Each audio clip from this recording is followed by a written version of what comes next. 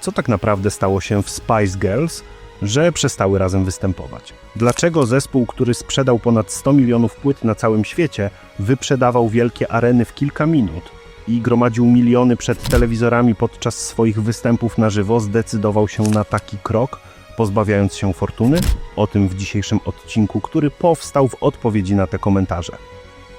Zapraszam do oglądania, bo to najobszerniejsza i najdokładniejsza historia grupy, którą znajdziecie w sieci. Powstanie zespołu, który miał stać się Spice Girls, nie opierało się na poszukiwaniu najbardziej utalentowanych technicznie artystek. Wyjątkowy śpiew czy taniec nie były najważniejszymi wymaganiami. Nie chodziło o wygląd modelek czy komediowy geniusz. Poszukiwano zwykłych młodych kobiet z nieuchwytną iskrą, czymś, co można by ukształtować w coś niezwykłego, ale znalezienie ich okazało się wyzwaniem. Melanie Brown, 18-latka z Leeds, jako pierwsza dołączyła do składu. Nieświadomie idealnie pasowała do profilu członkini nowej grupy. Jej matka, Andrea, zauważyła w gazecie The Stage ogłoszenie o naborze do żeńskiej grupy pop. Dziewczyna była już zdecydowana na inny casting, do pracy jako tancerka na statku wycieczkowym, ale postanowiła wziąć udział we 2 konkursach. Szczególnie, że musiała starać się 2 razy bardziej. Mieszane pochodzenie Melanie rzadko było atutem. W Leeds, w którym mieszkała, spotykała się z uprzedzeniami i prześladowaniem. Jednak te doświadczenia nie zdefiniowały jej dzieciństwa. Kiedy jej ojciec przypłynął do Anglii z karaibskiej wyspy, hasła "nie dla czarnych" były normą. W wieku 9 lat Melanie została zapisana do szkoły tanecznej w Horsford. Założycielka, Jean Pierce, otworzyła szkołę w 1945 roku i była choreografką znaną w mieście. Dostrzegła potencjał Melanie, pomagając jej udoskonalić technikę, a co najważniejsze, nauczyła ją, jak wypadać najlepiej na przesłuchaniach. Jak wielu nastolatków, Melanie oglądała program Top of the Pops. Fascynowała się silnymi i charakterystycznymi artystkami takimi jak Nene Cherry. Była to jedna z nielicznych ówczesnych gwiazd pop o mieszanym pochodzeniu. Nene wywołała niemałą sensację, występując w programie w zaawansowanej ciąży. Prezenter telewizyjny zapytał, czy występowanie na scenie w jej stanie jest bezpieczne. Dostał w zamian ciętą ripostę. Oczywiście, nie jestem chora. Lata szkolne Melanie były zasadniczo szczęśliwe i bezproblemowe. Dlatego dla wszystkich było szokiem, gdy ta pełna energii dziewczyna po raz pierwszy próbowała sobie życie. W głębi siebie była nieszczęśliwą nastolatką. Została prawie wyrzucona ze szkoły za współudział w napisaniu obscenicznego, anonimowego listu. Zaczęła gromadzić bardzo silne tabletki przeciwbólowe, podbierając je z domowych zapasów. W końcu miała ich wystarczająco dużo. Napisała list i zaczęła je brać, jedna po drugiej. Na szczęście jej matka miała tej nocy ból głowy i widząc braki w apteczce, zdała sobie sprawę, co się dzieje. Melanie została przewieziona do szpitala, gdzie lekarze wywołali u niej wymioty. Po czasie dziewczyna wróciła do normalnego życia. Pragnęła coś osiągnąć, chciała kontynuować karierę taneczną, którą postrzegała jako przepustkę do sławy. Udało się jej przejść casting do The Jump and Jive Show. Jednak wszystko było krótkotrwałe. Ciągle musiała chodzić na przesłuchania, mając nadzieję, że kolejne okaże się tym przełomowym. Podjęła pracę w niepełnym wymiarze godzin w telemarketingu oraz jako tancerka w barze. Zarabiała 20 funtów za 4 godziny tańca. Po roku została zatrudniona na kolejny letni sezon w Blackpool. Życie wydawało się jednym krokiem do przodu, a drugim w tył. Miała wciąż zaledwie 18 lat, ale bardzo potrzebowała, aby coś się wydarzyło. I tym miał być casting do Spice Girls. Wyobraźcie sobie casting do sitcomu. Właśnie to zrobił Chris Herbert. Chciał postaci, które przemówią do każdego. Serial Przyjaciele wystartował dopiero później, ale jego pomysł połączenia grupy młodych ludzi o różnych osobowościach, cechach i dziwactwach był bardzo podobny do koncepcji tego klasycznego serialu komediowego. Na początku lat 90. nie było programów typu talent show. Nie było szybkiej drogi do zostania gwiazdą. Zresztą żadna ze Spice Girls prawdopodobnie nie odniosłaby sukcesu w tych konkursach. Chris Herbert, zainspirowany sukcesem boys bandów takich jak Take That, wpadł na pomysł stworzenia żeńskiego odpowiednika. Zapragnął stworzyć zespół, który trafiłby do szerokiego spektrum odbiorców. Szukał postaci, z którymi każdy mógłby się identyfikować. W lutym 1994 roku wraz ze swoim ojcem Bobem Herbertem umieścili ogłoszenie w gazecie The Stage, poszukując dziewcząt w wieku 18-23 lata, które potrafiły śpiewać, tańczyć, były ambitne i zaangażowane. To ogłoszenie, które kosztowało 174 funty, w przyszłości zwróci się ze sporą nawiązką, ale nie aż taką, jaką mogłoby, gdyby nie jego brak doświadczenia, ale nie wyprzedzajmy faktów. Mężczyzna nie ograniczał się tylko do ogłoszeń. Odwiedzał puby, kluby czy studia taneczne, aby dotrzeć do jak największej ilości potencjalnych kandydatek. Zdawał sobie sprawę, że kluczem do sukcesu będzie ich osobowość. Miały być one różne, ale razem tworzyć spójną całość. Seksowne, bezczelne i atrakcyjne dla każdego. Umiejętności techniczne były mniej istotne. Po co był mu ojciec w tej układance? Bob był milionerem, który doskonale znał realia branży muzycznej. Początkowo wraz ze swoim wspólnikiem Chickiem Murphym, który dorobił się fortuny na imporcie amerykańskich samochodów i organizacji koncertów amerykańskich gwiazd, planowali stworzenie boys bandu. Ale Chris przekonał ich, że rynek jest już nasycony. Kulminacją tych poszukiwań były przesłuchania w Danceworks Studios w Londynie. To właśnie tam ponad 400 młodych kobiet stanęło w kolejce, aby zaprezentować swoje umiejętności. Wśród nich była Melanie. Cel był prosty – oczarować jury, w skład którego wchodzili Bob, Chris i jego narzeczona Shelly, która była stylistką. Dziewczyny zostały podzielone na 10-osobowe grupy i poddane próbie tanecznej do hitu Eternal – Stay. Liczba kandydatek została zredukowana do 50, zanim poproszono je o wykonanie utworu solo. Jury miało swoje karty wyników, które oceniały dziewczyny w 4 kategoriach: śpiew, taniec, wygląd i osobowość. Był to najlepszy i najszybszy sposób na wyłonienie krótkiej listy potencjalnych kandydatek. Melanie wykonała swój stały utwór przesłuchaniowy The Greatest Love of All Whitney Houston. Chris dał jej 8 na 10 punktów we wszystkich kategoriach. Wyróżniała się. Miała osobowość i charyzmę, które błyszczały. Chris mówił, że była dla niego kompletnym pakietem. Jej wizerunek był idealny. Potrafiła śpiewać i miała silną osobowość. Melanie była tak zachwycona tym doświadczeniem, że postanowiła zrezygnować z drugiego przesłuchania do roli tancerki na statku wycieczkowym. Była pewna, że dostała tę rolę. No i miała rację. Victoria Adams-Wood zachowywała się inaczej niż pozostałe kandydatki na przesłuchaniu. Choć dzisiaj pewnie trudno w to uwierzyć, to była krągłą 19-latką ubraną na czarno. Chris Herbert rozważał pomysł, aby jedna z członkiń grupy przemawiała do bardziej dojrzałych mężczyzn, a ona idealnie się w to wpasowywała.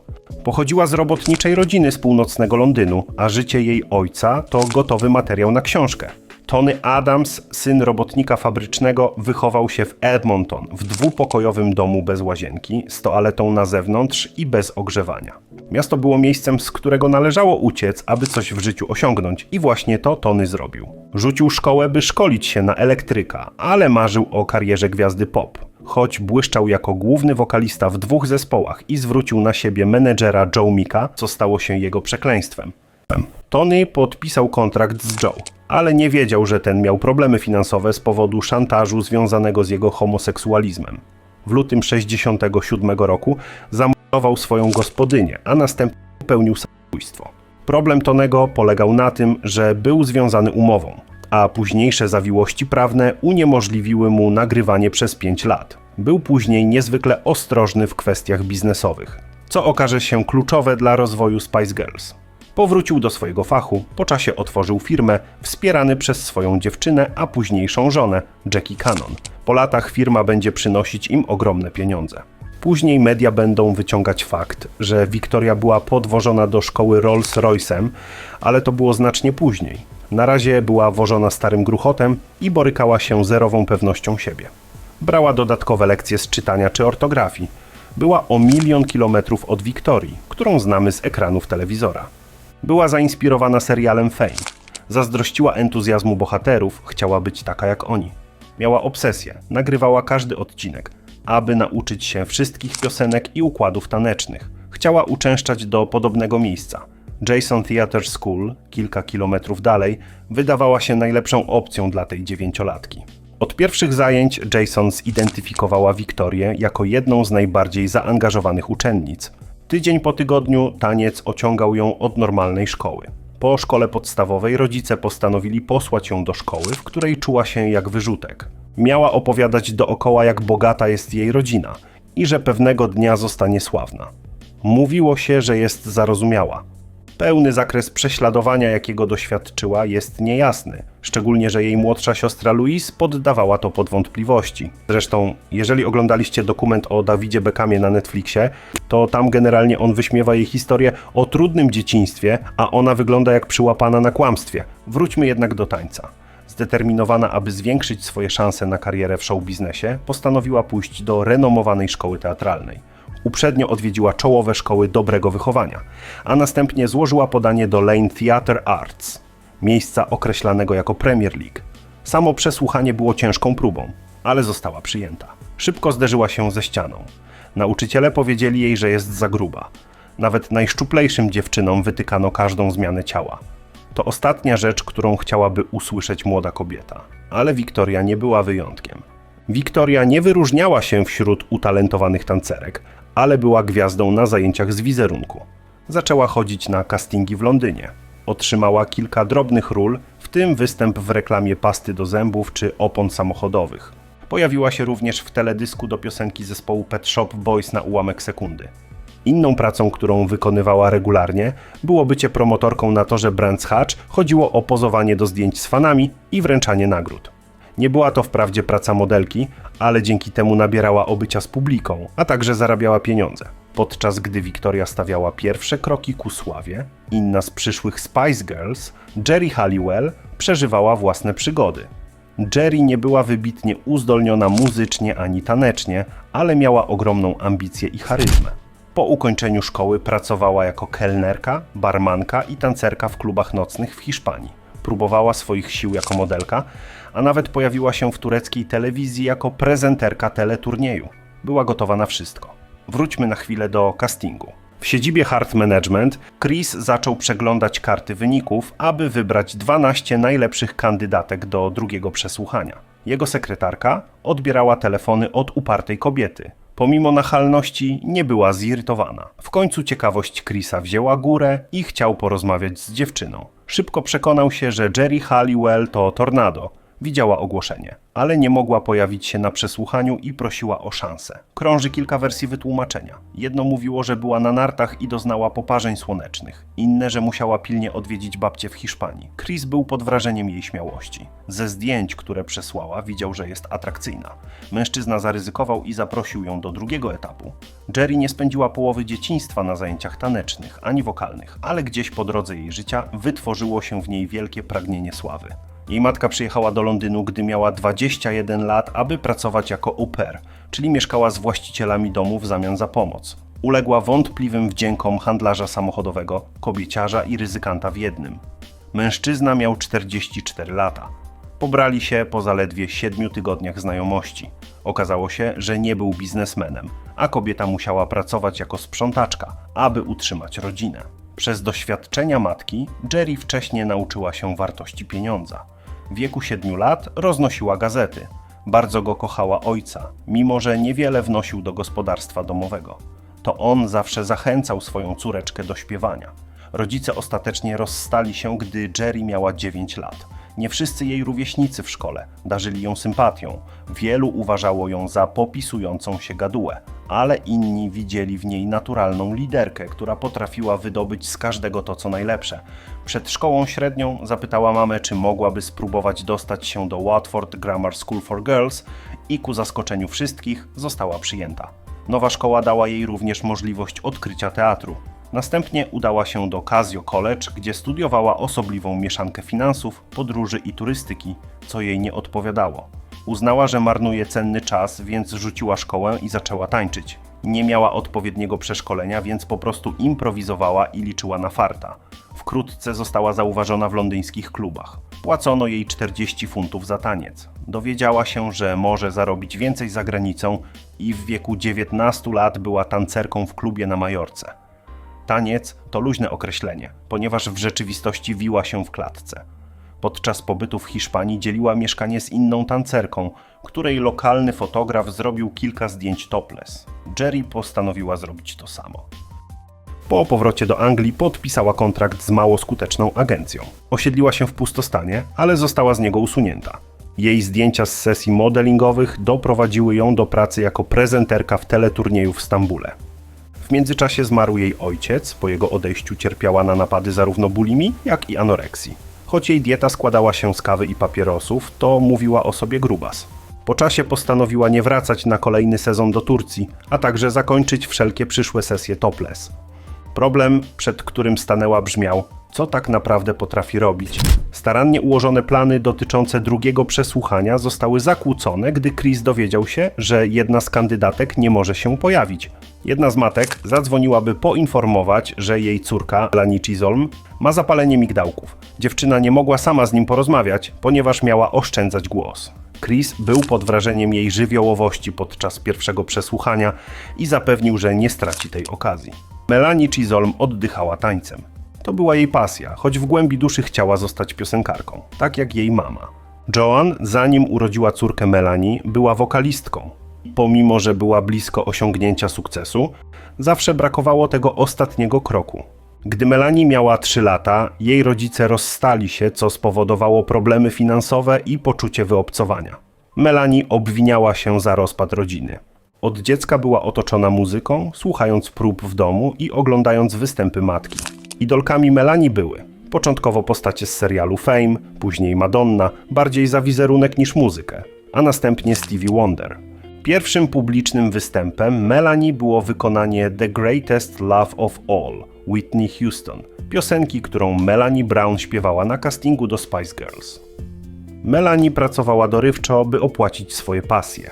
Choć lubiła sport, była przede wszystkim tancerką, zdobywającą trofea i marzącą o karierze w Top of the Pops. W wieku 16 lat opuściła szkołę i dostała się do Doreen Byrd College of Performing Arts w Sidcup. W koledżu była postrzegana jako wspaniała tancerka, ale jej głos początkowo nie był chwalony. Przełomem wokalnym był występ w Revi College'u, wtedy poczuła, że chce śpiewać. Melanie wciąż musiała zmierzyć się z dylematem, przed którym stanęły wszystkie przyszłe Spice Girls po ukończeniu koledżu, próbą zdobycia pracy w zatłoczonym zawodzie. Zarejestrowała się jako bezrobotna i rozpoczęła rundę przesłuchań. Najbliżej przełomu była w 1993 roku, kiedy prawie została zatrudniona do chóru Cats, co mogło skierować ją na karierę w teatrze muzycznym. Zamiast tego coraz bardziej prawdopodobne wydawało się, że skończy, podejmując pracę na statku wycieczkowym. Na szczęście jednak wpadła jej w ręce jedna z ulotek Chrisa Herberta i postanowiła spróbować swoich sił w jego nowej grupie. Melanie nie wystroiła się na tę okazję. Miała na sobie t-shirt i czarne spodnie. Jej włosy były rozpuszczone, ale co najważniejsze, była trochę inna niż większość dziewczyn, a to zadziałało na jej korzyść. Takiego kontrastu chciał Chris. Z tych samych pobudek zwrócił uwagę na Michelle Stevenson. Dopiero co skończyła 17 lat, więc była wyraźnie najmłodszą z kandydatek. W przeciwieństwie do innych była bardziej zaangażowana w aktorstwo niż w poważny taniec. Właściwie chciała zostać aktorką, a na przesłuchanie poszła dla zdobycia doświadczenia. Miała już miejsce na studiach teatralnych i anglistyce, więc miała plan awaryjny, gdyby przesłuchanie się nie powiodło.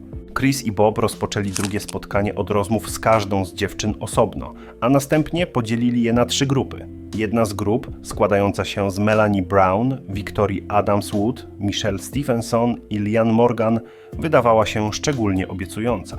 Dziewczyny miały 45 minut na opracowanie układu tanecznego do hitu Eternal Just a Step from Heaven. Nieokiełznana Melanie B. naturalnie przejęła dowodzenie. Nagle Chris i Bob wprowadzili do wcześniej wspomnianej grupy Geri Halliwell, a ta w różowym swetrze, fioletowych shortach, butach na platformach i z rudymi włosami splecionymi w kucyki była uosobieniem ekstrawagancji. Pod koniec dnia ta piątka prezentowała się najlepiej. Każda z dziewczyn otrzymała taśmę Signed, Sealed, Delivered, I'm Yours i miała wrócić za tydzień na próbę wokalną. Najbliżej ostatecznego składu była Liane Morgan, która jednak finalnie została odrzucona. 24-latka została uznana za zbyt starą, reszta dziewczyn została przyjęta do grupy. Geri była pełna pozytywnej energii na myśl o byciu w zespole i opowiadała o tym wszystkim. Wśród tych osób był młody researcher BBC o imieniu Matthew Bowers. Pracował nad filmem dokumentalnym o Muhammadzie Alim zatytułowanym Rumble in the Jungle i wspomniał reżyserowi filmu Neilowi Davisowi, że ma przyjaciółkę, która bierze udział w przesłuchaniu do zespołu i zapytał go, czy może to byłby dobry temat na materiał. Neil natychmiast dostrzegł możliwości i obaj udali się na casting. Na tym etapie najważniejsze było przekonanie Chrisa Herberta do współpracy. Na szczęście ten dostrzegł korzyści z powstania filmy. Uścisnęli sobie dłoń i praca ruszyła jeszcze tego samego dnia. W końcu dziewczyny miały okazję lepiej się poznać i szybko zauważyły, że razem brzmią okropnie, ale pomysłodawcom to nie przeszkadzało. Pierwszy tydzień miał być przeznaczony na próby, ale to była tylko część planu. Chodziło tylko o to, żeby spędziły ze sobą trochę czasu i zobaczyły, czy rzeczywiście się dogadują. Zapoznano je z pracą w studio, choć określenie studio brzmiało znacznie okazalej niż wyglądało to pomieszczenie. Budynek był kiedyś studiem tańca, więc przynajmniej zapewniał przestrzeń do doskonalenia umiejętności z tego zakresu. Po ogólnej dyskusji zdecydowano, że na razie będą nazywać się Touch. Chrisowi zależało, aby nazwa grupy składała się z 5 liter. Mężczyzna prowadził Pepi Lemer, trenerkę z dużym doświadczeniem, która była chórzystką. Szybko okazało się, że dziewczyny mają dużo pracy do wykonania. Pod koniec tygodnia dały jednak występ z wcześniej przygotowaną piosenką. Wszyscy byli podekscytowani, ale coś wisiało w powietrzu. Wiktoria jako pierwsza dała powód do niepokoju. Okazało się, że równolegle jest członkinią zespołu Persuasion. Musiała podjąć decyzję, albo jedna formacja, albo druga. Dziewczyna była znacznie sprytniejsza niż wszyscy myśleli. Persuasion myśleli, że wyjechała na wakacje, dlatego nie ma jej na próbach. Chodziło tak naprawdę o koło ratunkowe. W Touch narastał kolejny potencjalny problem. 4 dziewczyny. Jerry, Wiktoria i obie Melanie świetnie się dogadywały, ale Michelle była z boku. Nawet kiedy robiły przerwę na lunch lub kawę, 4 była w środku, a Michelle na zewnątrz. Większym zmartwieniem był jednak brak postępów w studio. Dziewczyny potrzebowały więcej czasu na ćwiczenia niż przewidywano. Chick wpadł na rozwiązanie. Akurat miał wolny 3-pokojowy dom w Maidenhead. Dziewczyny od razu się tam wprowadziły. Relacje w pierwszym miesiącu były skomplikowane. Gang 4 był zirytowany brakiem zaangażowania Michelle. Nie wkładała wysiłku w poprawę swojego tańca, woląc, jak twierdziły, opalać się w porze lunchu. W rzeczywistości Michelle nadal zamierzała iść na uniwersytet oraz miała weekendową pracę, z której nie zrezygnowała. Ostatecznie dziewczyny uznały, że nie ma innego wyjścia, jak wyrazić swoje obawy Chrisowi i Bobowi. Czy Michelle odeszła z własnej woli? Czy została wrzucona? A może była to obopólna decyzja? Istniały 2 strony tej historii. Prawdą jest, że u jej matki zdiagnozowano raka piersi, a dziewczynie nie podobała się muzyka, którą miały wykonywać. Wolała The Prodigy i Oasis. Odejście Michelle stworzyło lukę. Chris i Bob nie wrócili do pierwotnej krótkiej listy. Zdecydowali się spróbować znaleźć kogoś nowego. Zapytali Pepi Lemer, czy może kogoś zna. Zaproponowała jedną ze swoich byłych uczennic, Abigail Kiss, dziewczynę z oszałamiającym głosem, która jednak miała inne plany na życie. Podczas gdy szukali odpowiedniego zastępstwa, jeden problem spadł z głowy. Wiktoria zdecydował, że zostaje. Pepi wróciła myślami do swoich absolwentów, a w jej głowie pojawiła się żywiołowa blondynka, którą uczyła 3 lata wcześniej. Nazywa się Emma Banton, ale w tamtych czasach, przed erą internetu, nie miała pojęcia, jak się z nią skontaktować. Musiała przeszukać stare akta i odszukać numer telefonu. Odebrała matka Emmy, Pauline, a Pepi wyjaśniła, że chce zaprosić jej córkę na próbę do żeńskiego zespołu. Emma była zachwycona zaproszeniem. Miała tę przewagę, że była kolejną weteranką szkoły teatralnej i uczestniczyła już w wielu przesłuchaniach. Chris postanowił się spotkać z nią i jej mamą. Po miłej pogawędce przy kawie pojechali do ich domu, gdzie Emma zaśpiewała Right Here, hit zespołu Sisters with Voices. To był dobry wybór. Herbert uważał, że jest idealna. Zaznaczył jednak, że to, czy zostanie członkinią grupy, zależy od akceptacji pozostałych 4 dziewczyn. Kiedy Emma Banton urodziła się 23 stycznia 1976 roku, jej ojciec, Trevor, był kierowcą, a następnie mleczarzem. Czasami zabierał córkę w trasę podczas wakacji szkolnych. Jej matka robiła co mogła, pracując jako pomoc domowa. Dziewczyna miała najbardziej obszerne doświadczenie. Wydawało się, że była w show biznesie przez całe życie. Była naturalną blondynką i bardzo fotogeniczną małą dziewczynką, która była bardzo pożądana jako dziecięca modelka, otrzymując pracę od 2 roku życia. Jej matka zajmowała się modelingiem, gdy była dzieckiem, więc naturalne, że zapisała córkę do prestiżowej agencji, odkładając zarobki Emmy, aby miała na start, gdy dorośnie. Oszczędności okazały się nieocenione, kiedy Emma miała iść do szkoły teatralnej. Przez lata pojawiała się w tak wielu kampaniach, że rzadko zdarzało się gospodarstwo domowe, w którym nie byłoby jej zdjęcia.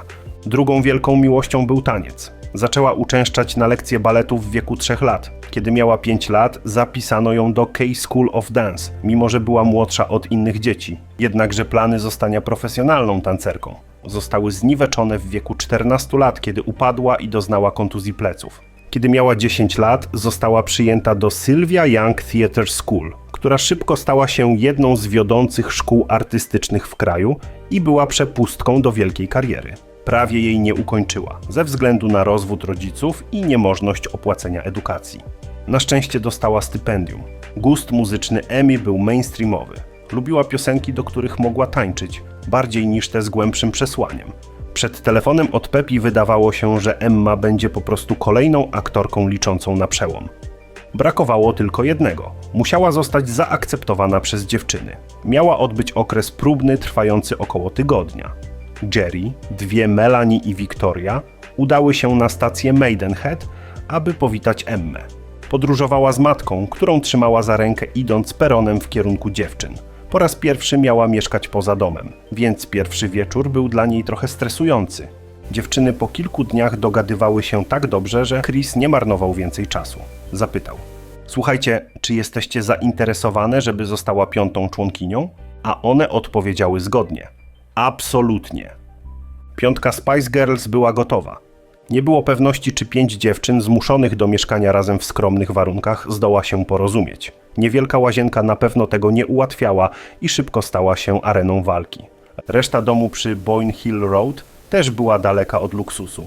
Piętrzące się w kuchni brudne naczynia były normą. Melby twierdziła, że to ona zawsze musiała sprzątać toaletę, bo Victoria i Emma nie wiedziały jak. Ich mamy zawsze to robiły.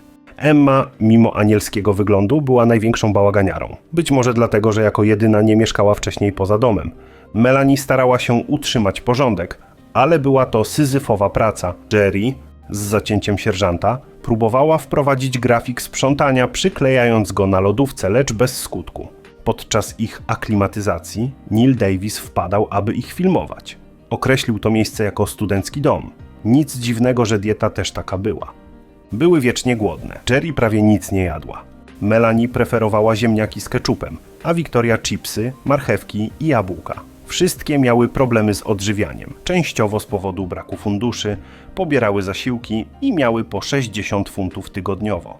Victoria przyznała, że czuje się lepiej po jedzeniu, ale jest jeszcze grubsza. Emma z kolei deklarowała chęć schudnięcia. W tamtych czasach zaburzenia odżywiania nie były tematem otwartych dyskusji. Dopiero po latach Jerry, Victoria i Melanie przyznały się do problemów. Melby i Jerry przewodziły grupie. Codzienna podróż do studia ujawniała hierarchię. Jerry, fatalny kierowca, prowadziła, Melby siedziała obok, a Victoria, Melanie i Emma z tyłu. Pepi Lemer, która przychodziła kilka razy w tygodniu, aby pracować z dziewczynami, była dla nich oparciem. Regularne wizyty Pepi były częścią rutyny, która ciągnęła się miesiącami.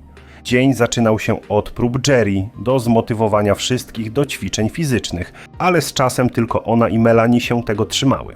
Reszta dnia to głównie próby w studio, gdzie ćwiczyły te same 4 piosenki i układy taneczne. Życie towarzyskie było ograniczone, czasem wychodziły do klubu, ale głównie siedziały w domu. Chłopcy byli trzymani z daleka, szczególnie podczas kręcenia filmu dokumentalnego, który miał być demówką dla stacji telewizyjnych. Te jednak odrzuciły pomysł, krytykując wygląd i brak talentu dziewczyn. Mimo to nadchodzące Spice Girls nabierały tempa, stawały się pewniejsze siebie i bardziej kompetentne. Koszty zespołu opiewały na kwotę około 1000 funtów tygodniowo, więc był to czas, kiedy powoli trzeba było myśleć o pokazaniu ich światu i próbie monetyzacji. W końcu był to projekt komercyjny. Pracowały nad Take Me Away, What a Feeling, I Want You i We're Gonna Make It Happen. Były one dobrym, bezpiecznym wyborem. Nawet jeśli dziewczyny miały ich dość, wiedziały, że ich nie zepsują. Chris Herbert tymczasem próbował wywołać szum wokół zespołu, co nie było łatwe w przypadku grupy bez kontraktu płytowego. Póki co, najważniejszym było przyciągnięcie najlepszych autorów piosenek i producentów, aby ostatecznie zwrócić się do czołowych wytwórni z gotowym albumem. Bob pomógł synowi zebrać 100 gości, wszystkich, którzy, jak sądzili, mogliby pomóc w rozwoju kariery. Wybrali Nomis jako miejsce eventu. 7 grudnia 1994 roku to ważna data w historii zespołu. Touch miały wykonywać 20-minutowy set przez cały dzień. Ich wizerunek na tym etapie wydawał się kobiecym odpowiednikiem boys bandu. Ubrane w koszulki Adidasa, każda miała inny kolor, dopasowując je do jeansów. Choreografia była dopracowana, a taniec bezbłędny. Nomis miało scenę, która dawała dziewczynom dużo miejsca do występu. Po każdym secie wychodziły do zaproszonych, a wśród nich byli autorzy i producenci, którzy mieli w swoim portfolio miliony sprzedanych płyt. Geri odwróciła zupełnie przebieg tych rozmów. Przeprowadzała z nimi wywiady. Jakie macie umiejętności, z których możemy skorzystać? I dlaczego uważacie, że jesteście wystarczająco dobrzy, aby pisać dla nas piosenki? Wiele osób było pod ich wrażeniem. Zadanie zostało wykonane. Ludzie chcieli współpracować. Bob zarezerwował studio z producentami i autorami, a następnie miał zacząć poszukiwania wytwórni. Zapomniał jednak o tym, żeby zabezpieczyć swoją współpracę z dziewczynami, zanim pokaże ich talent światu. Wielu gości wiedziało, że tego nie zrobił, a jeśli nawet nie, to można było liczyć na to, że Geri im powie. Bob Herbert zorientował się, co się dzieje.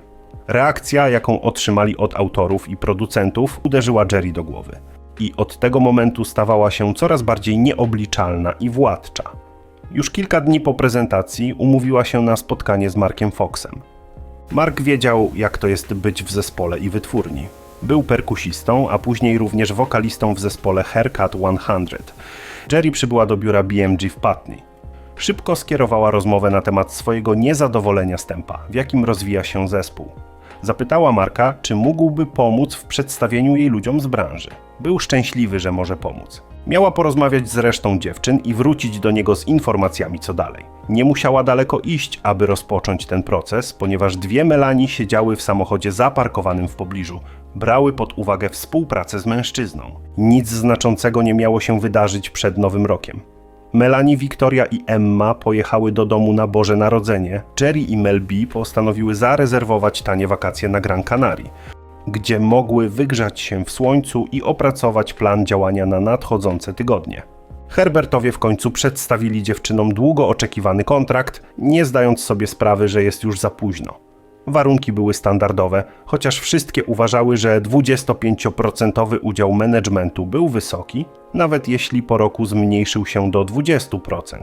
Matematyka nie przemawiała na korzyść panów, ponieważ oznaczało to, że każda z nich dostanie tylko 15%. Victoria pokazała papier swojemu tacie Toniemu, który gorzko żałował podpisania własnego kontraktu wiele lat wcześniej. To jak wrzucanie $100 banknotów do ognia. Zapomnij o tym, skwitował. Zdecydowały, że najlepszym rozwiązaniem będzie gra na zwłokę, czekając aż Mark zorganizuje spotkania. Zabrał je do kilku dyrektorów największych wytwórni, więc przynajmniej miały pojęcie, kto mógłby być zainteresowany, gdyby porzuciły Boba i Chrisa. Dziewczyny prowadzone przez Geri, która była najbardziej bezpośrednia, były bezczelne i charyzmatyczne. W bardzo małym świecie przemysłu muzycznego wieść o tym, co się działo, szybko dotarła do Boba, a ten nie miał wątpliwości, co należy zrobić. Musieli wyrzucić Geri. Tymczasem Chris kontynuował swój plan, umawiając dziewczyny na pracę w studio. Najpierw z Timem House'em, autorem piosenek. Sesje pisania piosenek były ekscytujące. Dziewczyny chciały być zaangażowane w każdy aspekt swojej kariery i wiedziały, jak lukratywne mogą być tantiemy. Geri prowadziła księgę kreatywnych idei, w której zapisywała mieszankę haseł, nazwisk i możliwych pomysłów na utwory. Dziewczyny miały zwyczaj siedzieć w salonie, zbierając pomysły na piosenki, każda wykrzykując frazy, które przychodziły im do głowy. To była dobra praktyka, a dzięki temu skleciły swoją pierwszą piosenkę Just One of Those Days. Nadszedł czas, aby pomyśleć o nowej nazwie. Tylko Victorii podobało się Touch. Chick zasugerował Take Five, ale było to zbyt podobne do Take That. High Five nie było lepsze, podobnie jak Don't Touch. Przez lata krążyły różne historie o tym, jak ostatecznie stały się Spice. Jedna mówi, że Geri doznała olśnienia podczas aerobiku. Inna mówiła, że miały sąsiadów, których pies był terrierem o imieniu Spice. Chris Herbert sądzi jednak, że nazwa pochodzi z piosenki, którą dziewczyny pomogły napisać. Wyjaśnił, Tim napisał z nimi piosenkę zatytułowaną Sugar and Spice. Stąd wzięła się nazwa. Po Timie pracowały z amerykańskim gitarzystą i autorem piosenek Alanem Glassem, który miał imponującą listę osiągnięć z lat 80., w tym piosenki z Aretą Franklin. Następnie do gry wkroczyli Matt i Biff. To czysty przypadek, że Biff usłyszał dziewczyny na prezentacji w Nomis. Był tam tego dnia, aby spotkać się z Jasonem Donovanem i dosłownie wpadł na Mel B na korytarzu. Zapytała go wprost, kim jest, co robi, jakie hity napisał. Zaciągnęła go na prezentację, co było prawdopodobnie największym szczęściem, jakie kiedykolwiek spotkało go w jego muzycznej karierze. Podczas pierwszych sesji opracowali mnóstwo piosenek, w tym Feed Your Love, która była zbyt ostra, by ją wydać. Bawiły się jednak dobrze, a podczas drugiej sesji wymyśliły utwór, który już niedługo je rozsławi. Wannabe. Była to druga piosenka, którą napisały tego dnia, ściśnięte w małym pokoju, w 20 minut. Jedyną osobą, która nie była zachwycona Wannabe, była Victoria. Nie było jej tego dnia w studiu. Dopiero kiedy wróciła, to odkryła, że nie ma solowej linii do zaśpiewania. Nie ma co ukrywać. Ta piosenka wpłynęła na to, jak media i opinia publiczna postrzegały jej śpiew. Założono, że nie ma swojego udziału solo w singlu, ponieważ nie potrafi śpiewać. Później nieustannie walczyła, aby zmienić tę opinię. Potrzeba porzucenia Heart Management, jak nazywała się firma Herbertów, się nasilała, ponieważ wywierali oni coraz większą presję na dziewczyny, aby podpisały kontrakt. Bob był zdeterminowany, aby zastąpić Jerry i być może również Mel B. Bez wiedzy syna znalazł już ich zmienniczki. Jego zdaniem Jerry domyśliła się, co się wydarzy i rozpoczęła kampanię mającą na celu oderwanie się od dotychczasowego kierownictwa, co miało zakończyć się wielką kłótnią. Chick Murphy, zawsze hojny dla dziewczyn, postanowił zafundować im wieczór w mieście. Powiedział, że to wcześniejsze świętowanie 21 urodzin Victorii. Być może była to ostatnia próba utrzymania Spice po swojej stronie. Zawiózł je do Londynu, do ekskluzywnej chińskiej restauracji. Pod nią znajdowało się kasyno, a po kolacji dał każdej po 100 funtów w żetonach do gry w ruletkę.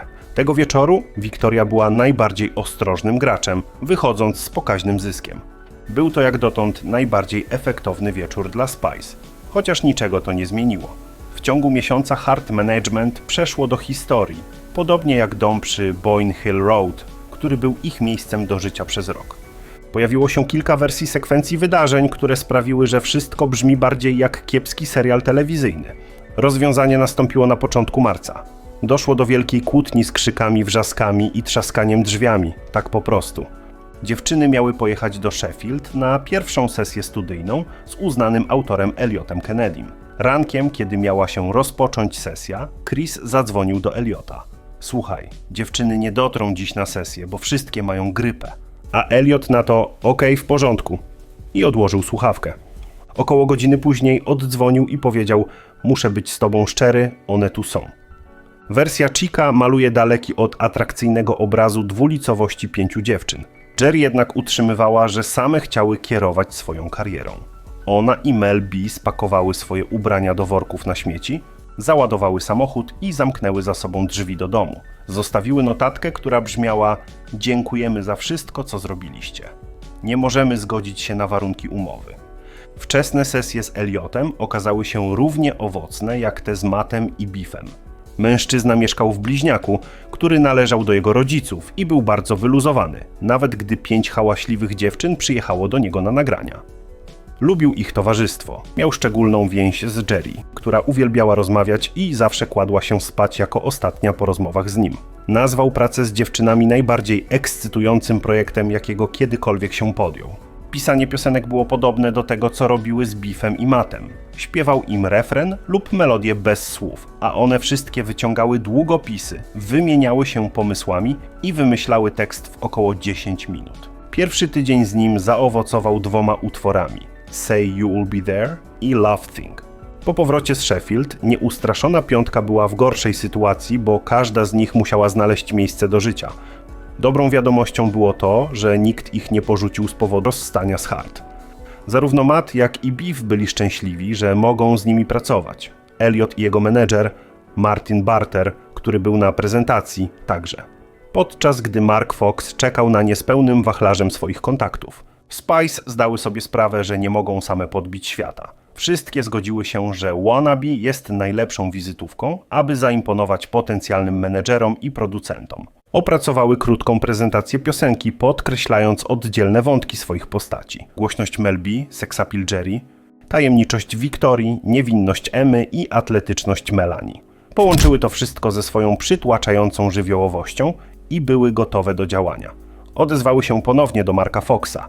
Mężczyźni w garniturach nie mieli szans. Mark umawiał spotkania, a one wskakiwały do samochodu Jerry i ruszały do Londynu. W tym czasie dwie Melanie i Jerry znalazły dom do wspólnego zamieszkania, zaledwie kilka mil od domu Emmy i tylko pół godziny jazdy od Wiktorii. Zazwyczaj samochód Jerry służył im za biuro i przebieralnię, jeśli musiały wyskoczyć z dresów w coś bardziej eleganckiego. Potem, uzbrojone w taśmę z wannabe, wpadały do docelowego biura i przejmowały je na kilka minut. Wiktoria i Melanie nieco się wycofywały, podczas gdy pozostałe trzy wkraczały do akcji. Pomimo wywoływania poruszenia i w większości pozytywnej reakcji, nie mogły znaleźć właściwej osoby. Zwykle Jerry musiała dzwonić później i grzecznie mówić, że dziękują za poświęcony czas. Najważniejsze przedstawienie nastąpiło, gdy Mark opowiedział im o parze producentów znanych jako Absolute, których niedawno podpisał do działu wydawniczego. Mieli oni stać się trzecim kluczowym elementem brzmienia Spice Girls po Mattie i Beefie oraz Elliocie. Absolute to Andy Watkins i Paul Wilson, którzy poznali się, gdy byli studentami w Bristolu. Byli nietypową kombinacją. Andy grał na gitarze w zespole coverującym The Clash, a Paul był klasycznie wykształconym muzykiem. Jednak dorabiał jako perkusista w zespole heavy metalowym. Nie byli pewni, czy są odpowiednimi ludźmi do współpracy ze Spice. Byli przyzwyczajeni do remiksowania łagodnych artystów soulowych, więc spotkanie z hałaśliwą zgrają było dla nich szokiem. Niezbyt podobało im się wannabe, a pierwsze sesje nie były zachęcające, ale szybko zdali sobie sprawę, że problemem było zbytnie narzucanie dziewczynom swojej muzyki. Zamiast tego spróbowali zacząć od niczego, od czystej kartki i zobaczyć, dokąd zaprowadzi ich sesja. Okazało się to olśniewającym sukcesem i w mgnieniu oka mieli podstawę do przyszłego numeru 1 Who Do You Think You Are? Podczas tych owocnych sesji z Absolute napisały również Naked, Last Time Lover i Something Kinda Funny. Dodając to do utworów, nad którymi pracowały z Elliotem oraz Mattem i Beefem, były na dobrej drodze do posiadania wystarczającej ilości materiału na swój pierwszy album. Najpilniejszy problem jednak pozostał. Nie miały menedżera, ale to miało się wkrótce zmienić. Andy i Paul powiedzieli dziewczynom, że ich menedżer, Pete Evans, niedawno połączył siły z 19 Management, firmą prowadzoną przez wschodzącą gwiazdę branży muzycznej Simona Fullera. To on wynegocjował korzystną umowę z BMG Music Publishing w imieniu Absolute. Wysłali mu już taśmę z Something Kinda Funny, a on zareagował entuzjastycznie. To był obiecujący początek. Spice zaczynało brakować kandydatów, zwłaszcza jeśli chciały kogoś z udokumentowanym doświadczeniem. Simon po rozmowach z Andym i Paulem wiedział, czego się spodziewać. Gdy wpadły do jego biura, Ben celowo się spóźnił, każąc im czekać. Po raz pierwszy znalazły się w defensywie. Elegancki, opalony mężczyzna z lśniącymi czarnymi włosami i cichym, imponującym sposobem bycia, miał 35 lat i od dekady budował solidną reputację. Od najmłodszych lat zdawał się rozumieć, że może zarabiać na muzyce, zarządzając swoim szkolnym zespołem i rzucając szkołę, by prowadzić dyskoteki. Zatrudnił się w Chrysalis Records. Został zauważony od razu, gdy polecił swojej firmie wykupienie Madonny i jej pierwszego hitu Holiday. Ostatecznie zdecydowali się wybrać piosenkę, ale nie artystkę. Po kilku latach Simon postanowił pójść na swoje i zająć się Paulem Hardcastlem, młodym klawiszowcem. Sukces pojawił się błyskawicznie, gdy antywojenna piosenka Paula 19 trafiła na pierwsze miejsce list przebojów. 19 to był średni wiek amerykańskich żołnierzy służących w bezsensownej wojnie w Wietnamie. Następnie owocnie współpracował z Cathy Dennis i Annie Lennox, a ich kariery pokazały jego zdolność do kierowania artystami na arenie międzynarodowej. Nie musiał mówić Spice, że zrobi z nich wielkie gwiazdy, to było oczywiste. Zamiast tego wyjaśnił, co jego zdaniem może dla nich zrobić, aby zmaksymalizować ich wpływ zarówno w kraju, jak i za granicą. Zapytał je również, co chcą osiągnąć. Wiktoria wypaliła to, co stało się jednym z najsłynniejszych powiedzeń Spice Girls. Chcemy być znane w każdym domu. Chcemy być większe niż proszek do prania persil. Na koniec spotkania Simon zdobył się na rzadki komplement. Myślę, że jesteście fantastyczne. Dziewczyny były zgodne, że chcą, aby został ich menedżerem. Simon natychmiast przydzielił im osobistą asystentkę, Camille Howard. Może i nadal były spłukane, ale miały przynajmniej kogoś, kto mógłby pomóc ogarnąć im chaos codziennego życia. Pierwszym zadaniem Simona było zapewnienie im kontraktu płytowego. Sytuacja była dość komfortowa. Po pierwsze, Spice miały już co najmniej 7 piosenek, a po drugie miał dziewczyny, gotowe i chętne do przytłoczenia każdego dyrektora siłą swojej kolektywnej osobowości. Simon wysyłał je na spotkania, a następnie usiadł i czekał, aż zadzwoni telefon. Główne zainteresowanie przyszło ze strony BMG, London i Virgin. London było atrakcyjną opcją, ponieważ była to wytwórnia East 17, a zatem miała związek z autorami piosenek Mattem i Biffem. Virgin jednak było szczególnie chętne, ponieważ nie miało w swoim katalogu żadnego znaczącego popowego artysty. Gdyby dziewczyny podpisały z nimi kontrakt, dołączyłyby do wytwórni, która miała reputację modnej, z listą artystów takich jak Lenny Kravitz, Massive Attack i Nene Cherry, ulubienice dwóch Melanie jako nastolatki. Dziewczyny chciały opieki, uwagi i poczucia, że są ważne. Virgin zadeklarowało swoje poważne zainteresowanie, wysyłając dziewczyny do Stanów, zanim jeszcze podpisały kontrakt. Spotkały się ze wszystkimi najważniejszymi dyrektorami w Los Angeles, w tym z Kenem i Nancy Berry, którzy byli znani z goszczenia muzycznych sław w swoim luksusowym domu w Bel Air. Spice pokusiły się nawet o wykonanie dla nich numeru na patio.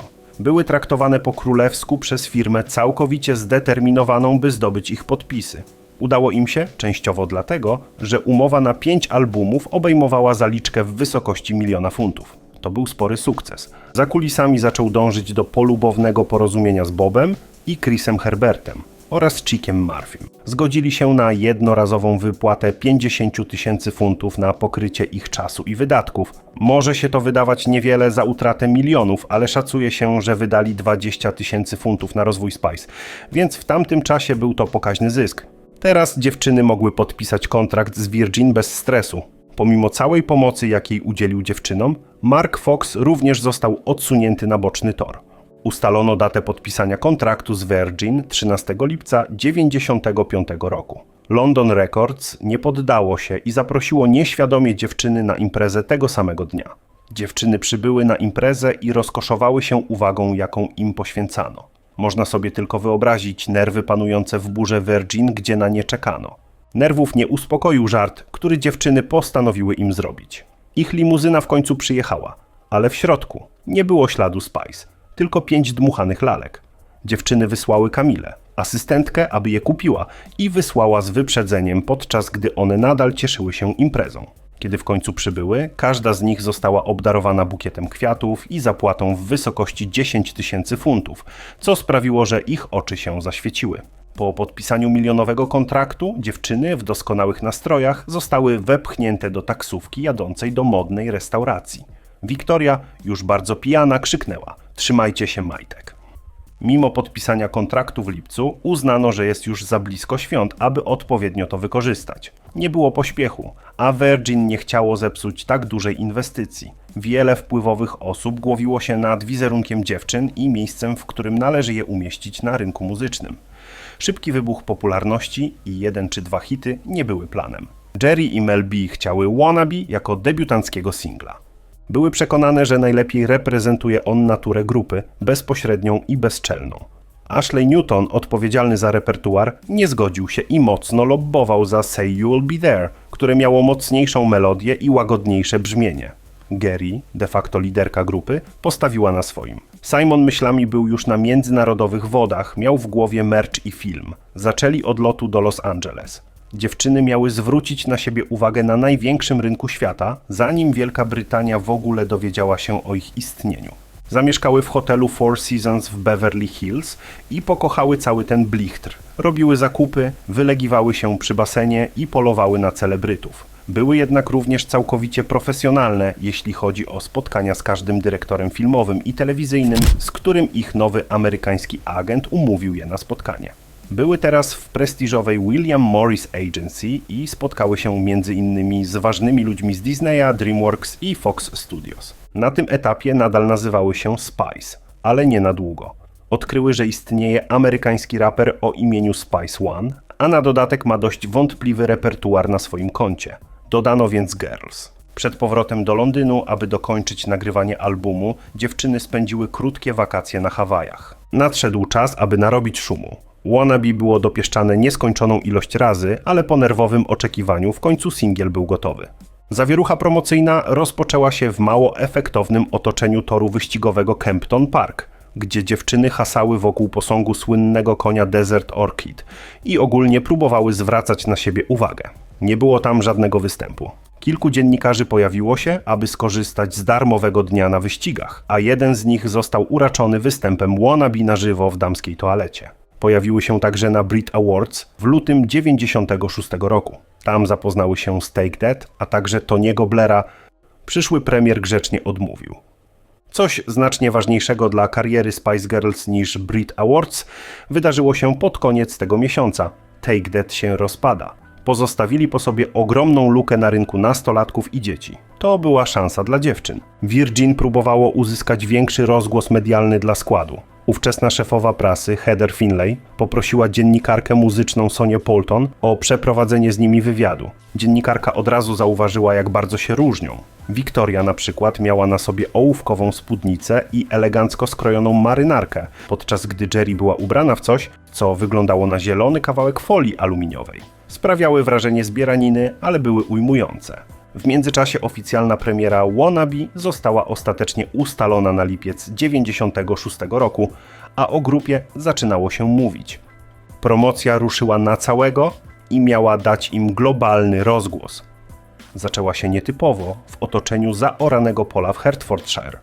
O 6 rano fotograf Harry Borden, który pracował dla magazynu dla nastolatków, przygotowywał się do zrobienia im zdjęcia, zanim te wyruszyły w lot balonem dla Massive, krótkiego sobotniego porannego programu. Żadna z dziewczyn nie była w nastroju do wyglądania na radosną w mroźny poranek. Harry obawiał się, że zdjęcie nie wyjdzie. Ich nowa agentka prasowa, Muff Fitzgerald, miała rozwiązanie. Stojąc za plecami fotografa, opuściła spodnie i pokazała dziewczynom tyłek. Słynna energia natychmiast się rozpaliła.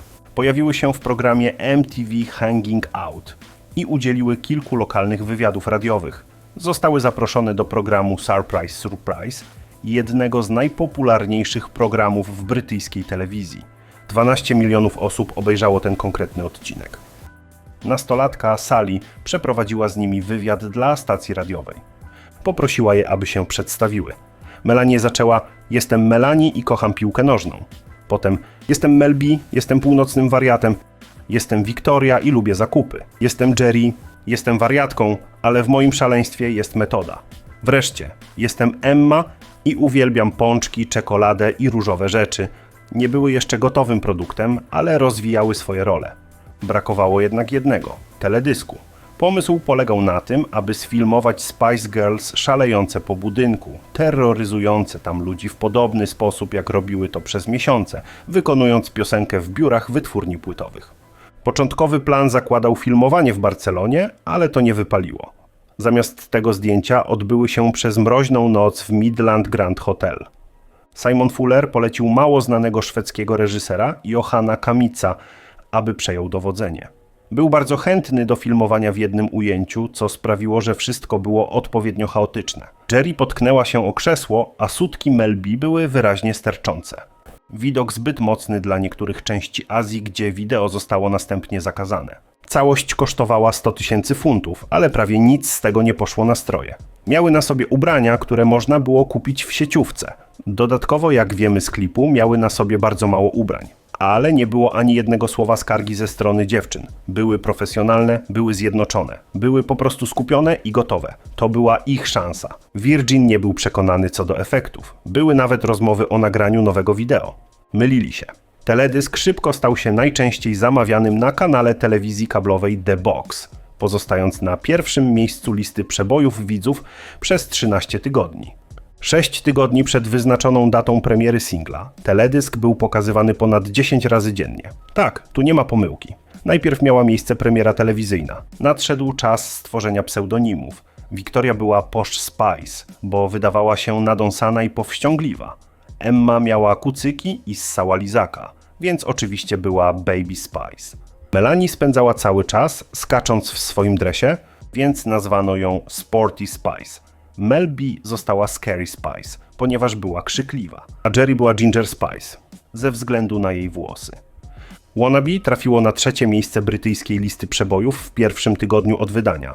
Natychmiast wysłano dziewczyny do Japonii, aby sprawić, by wyglądały na międzynarodowy zespół. Prasa tabloidowa podłapała pseudonimy, a dziewczyny stały się bardziej znane pod nimi niż pod swoimi prawdziwymi nazwiskami. Były to role, które miały odgrywać przez wiele lat, choć nigdy nie odzwierciedlały ich prawdziwych charakterów. W następnym tygodniu były numerem 1, a na całym świecie Wannabe trafiło na pierwsze miejsce w 35 krajach i sprzedało się w ponad 7 milionach egzemplarzy, z czego 1,5 miliona w samej Wielkiej Brytanii.